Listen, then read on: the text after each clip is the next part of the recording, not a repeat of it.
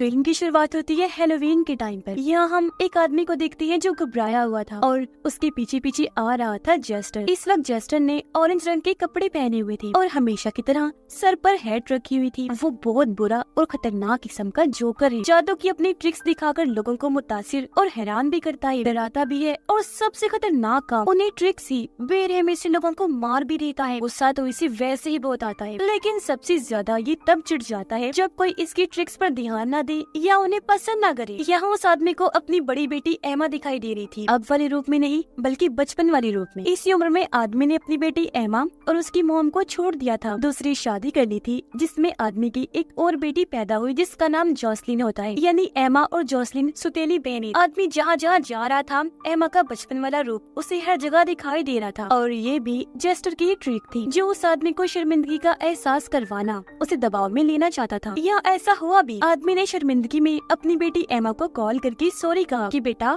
मुझे माफ कर दो, पर एमा ने ये कहकर फोन बंद कर दिया कि मेरा आपसे कोई ताल्लुक नहीं, आइंदा मुझे कॉल मत कीजिएगा क्योंकि सॉरी से जख्म नहीं बढ़ती। उसे बहुत ज्यादा गुस्सा आ गया और अब फोन बंद होने की वजह से आदमी को बहुत दुख हुआ, जिस वजह से जेस्टर उसके पास आ जाता है। वो आदमी यानी एमा के डैड जेस्टर को कहते हैं, देखो मैंने कोशिश की लेकिन वो मुझसे बात नहीं करना चाहती, जिसका मतलब कि आदमी ये सब जेस्टर के दबाव में ही कर रहा था और अब वो इसमें कामयाब नहीं रहा। इसलिए जेस्टर यहाँ अपनी जादूगरी पर उतर आता है। अपनी पागलों वाली हरकतें करके वो एमा के डैड के गले में फांसी का फंदा ले आया। उसने जैसे ही अपनी टाई को टाइट किया उसके डैड के गले में रस्सी टाइट हो गई। उसने फिर टाई को खींचा जिससे रस्सी भी खींची और एमा के डैड हवा में लटक गई, उनकी मौत हो गई। और ऐसा होते ही जेस्टर उन्हें नीचे पानी में गिरा देता है। अगले दिन एमा के डैड का फ्यूनरल रखा गया। यहाँ खुद एमा भी आई थी, उसकी छोटी बहन जोसलिन और उसके दोस्त भी थे। एमा यहाँ जोसलिन से कोई बात नहीं करती क्योंकि वो उसे पसंद नहीं करती थी। एमा तो बल्कि अपने डैड की मौत पर खुश थी। वो अपनी मॉम को कॉल करके इस बारे में बताती है,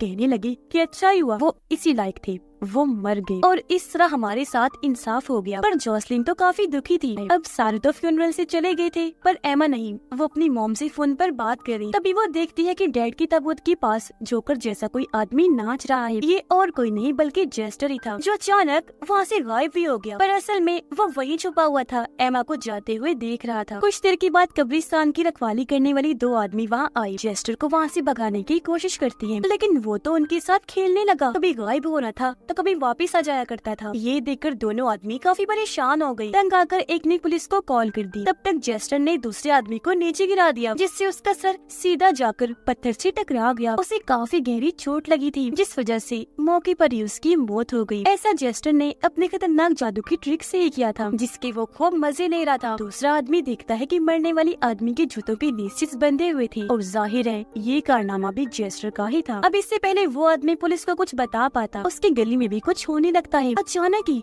उसे खून की उल्टियाँ होने लगी क्योंकि उसके गले से कुछ बाहर आ रहा था। जब वो चीज निकली तो पता चला कि वो एक साबुत सेब था। अब जाहिर है ये भी जेस्टर की ट्रिक थी। वो जोर से सेब को बाहर निकालता है और इस तरह उसका भी काम तमाम हो गया। अब ये चीज बहुत अजीब थी लेकिन फिर भी जेस्टर बोर होता है और अपनी अगली खतरनाक ट्रिक्स करने के लिए वहाँ से निकल जाता है। रात के वक्त एमा जोसलिन से मिलने एक बार में गई। उनकी बातचीत अभी तक काफी अच्छे से चल रही थी लेकिन जैसे जोसलिन उनके डैड का जिक्र करती है एमा को गुस्सा आ गया। वो जोसलिन को भी काफी बातें सुनाती है और वहाँ से जाने लगी। तो दुखी होकर अब बेचारी जोसलिन भी यहाँ से जाने लगी थी। उसे एक आदमी रोककर कहता है कि तुम्हारे डैड कोई अच्छे इंसान नहीं थे, मैंने उनके साथ 15 साल काम किया है, मुझे पता चला था कि उनके बहुत सारे राज हैं, बहुत सारे उनके डीमंस शैतान थे। उन्हीं में से उनका एक डीमन जेस्टर भी था जो उनसे उल्टे सीधे काम करवाया करता था। उधर एमा जब जा रही थी तो जेस्टर उसे रोक लेता है। वो उसके सामने ढेर सारे कार्ड्स लाकर एक चुनने को कहता है पर ये चीज एमा को पसंद नहीं थी तो जान छुड़वाने के लिए एमा सामने वाले स्टोर में चली जाती है।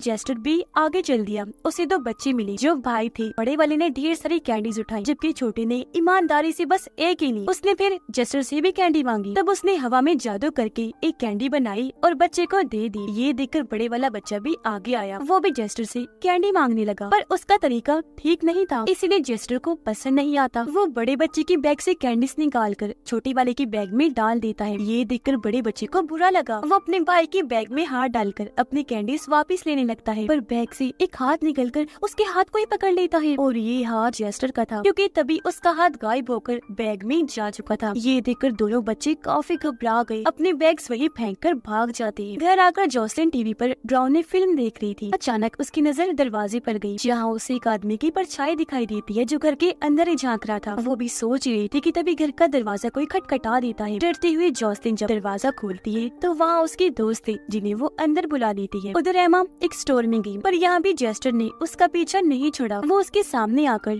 उल्टी सीधी हरकतें करने लगा। पहले पहले वो बस मजाक में सब कर रहा था, लेकिन थोड़ी ही देर बाद सीरियस हो गया। वो जब करीब आया तो एमा पहचान लेती है कि तो वही पागल जोकर है जो मेरे डैड की ताबूत के सामने डांस कर रहा था। उसे गुस्सा आ गया, वो जेस्टर को धक्का मारती है, लेकिन उसके हाथ से बोतल गिरकर टूट जाती है। तब उसके कांच का टुकड़ा जेस्टर ने फौरन उठा लिया। अब एमा को लगा कि ये मुझे मारेगा, लेकिन वो अपना ही गला काट लेता है। उसका तेजी से खून निकलकर एमा के ऊपर गिरने लगता है। अब बेजान होकर जेस्टर नीचे गिर जाता है। फिर अचानक ही वो दोबारा उठ खड़ा हुआ, वो भी बहुत स्टाइल से। अब जाहिर है ये भी उसकी ट्रिक थी जो एमा को दिखाकर वो मुतासिर करना चाहता था, लेकिन इससे कोई मुतासिर क्या ही होता। वो डर की वजह से वहाँ से भाग जाती है। दोबारा से उसे स्टोर में आ गई। उसके चेहरे पर खून लगा हुआ था, तो उसकी हालत देखकर स्टोर का मालिक पुलिस को यहाँ बुला देता है। कुछ देर में यहाँ 2 पुलिस ऑफिसर्स आ गए, एमा से पूछताछ करने लगते हैं। हालांकि एमा ने जेस्टर के बारे में उन्हें सब कुछ बता दिया, लेकिन जाहिर है उसकी बातों पर यकीन कर पाना मुश्किल था। पुलिस को ये लगता है जैसे यहाँ कोई मजाक चल रहा था। उनके जहन में भी कई सारे सवाल उठने लगते हैं, जिनका जवाब बनकर जेस्टर खुद ही स्टोर के अंदर आ जाता है। वो उनके सामने एक हथकड़ी निकालकर अपने दोनों हाथों पर लगा लेता है, लेकिन अगले ही पल वो हथकड़ी उसके हाथों से गायब होकर दोनों ऑफिसर्स के हाथों में लग जाती है। अब इससे पहले वो कुछ समझ पाती, जेस्टर ने अपनी हेड से एक ऑफिसर्स का सर ढक दिया और अब जैसे हेड हटाई गई, हैरत ऑफिसर का सर ही वहाँ से गायब हो जाता है। तो बगैर सर के वो तड़पने लगता है। ये देखकर दुकान के मालिक की तो हालत ही खराब हो गई। जल्दी से वो यहाँ से भाग जाता है। दूसरा ऑफिसर अपनी हथकड़ी खोलकर जेस्टर पर गन तान देता है, जबकि जेस्टर तो ऑफिसर के बिना सर वाले जिस्म के साथ डांस कर रहा था। ऐसा करने में उसे बहुत मजा आ रहा था। ऑफिसर गोली चला देता है, वो जेस्टर को लगने की बजाय उस ऑफिसर को ही लग जाती है, तो उसका तो काम तमाम हो गया। और अब जब उसने जेस्टर को गोली मारी तो वो गोली को ही पकड़ लेता है। अब ये देखकर एमा की हालत भी खराब हो गई, वो भी जल्दी से वहाँ से भाग जाती है। तब बचे हुए ऑफिसर को मारकर जेस्टर भी वहाँ से निकल जाता है। उधर जॉसलिन को ऐसा लग रहा था जैसे डैड अभी भी मेरे साथ हैं। वो उनके कमरे में जाकर डैड की तस्वीर देख ही रही थी कि तभी वो तस्वीर से निकलकर उसके पीछे आ जाते हैं। ये देखकर जॉसलिन कांप उठी। वो नीचे आकर अपने दोस्तों को कहती है, चलो फेस्टिवल में चलते। सब दोस्त फेस्टिवल में तो आ गई, पर यहाँ भी जॉसलिन को वही अजीब चीजें ही दिख रही थी, तो तंग आकर अब वो एक जगह पर ही बैठ गई, जहाँ उसे अपनी डैड फिर से दिखाई देने लगती है, पर इस बार वो उनके पीछे पीछे ही चली जाती है। तब उसकी सीट पर जेस्टर आकर बैठ जाता है, जो जॉसलिन की दोस्त के साथ ट्रिक करने लगा। जैसे जेस्टर ने एक कप उठाया, उसके नीचे ताजे निकले हुए दांत होते हैं, जो और किसी के नहीं बल्कि सामने बैठे जॉसलिन की दोस्त के थे, जिसके मुंह से अब खून आने लगता है। फिर जब उसने दूसरा कप उठाया तो उसके नीचे कुछ नहीं होता, लेकिन जब उसने कप पर हाथ मारकर उसे झटकाया तो उसके अंदर से लड़के की तो आंखें निकली, और अब लड़के की आंखों के जाते वो दर्द से चिल्लाने लगा, और अब वो इसी हालत में चारों तरफ भागने लगा। तब उसकी हालत देखकर लोग डरते हुए भागने लगे। कुछ नजर न आने पर लड़का सीधा अपनी दोस्त के ऊपर जाके गिरता है, इसीलिए उसके दोनों दोस्त उसे पकड़ के साइड में ले जाते हैं। उन्होंने देखा कि जॉसलिन एकदम सुन खड़ी है, क्योंकि इस वक्त वो ख्याल में अपने डैड के साथ अपना बचपन देख रही। और अब जेस्टर जॉसलिन की दोस्त के पास आकर उसकी टांग में अपनी छड़ी अटकाकर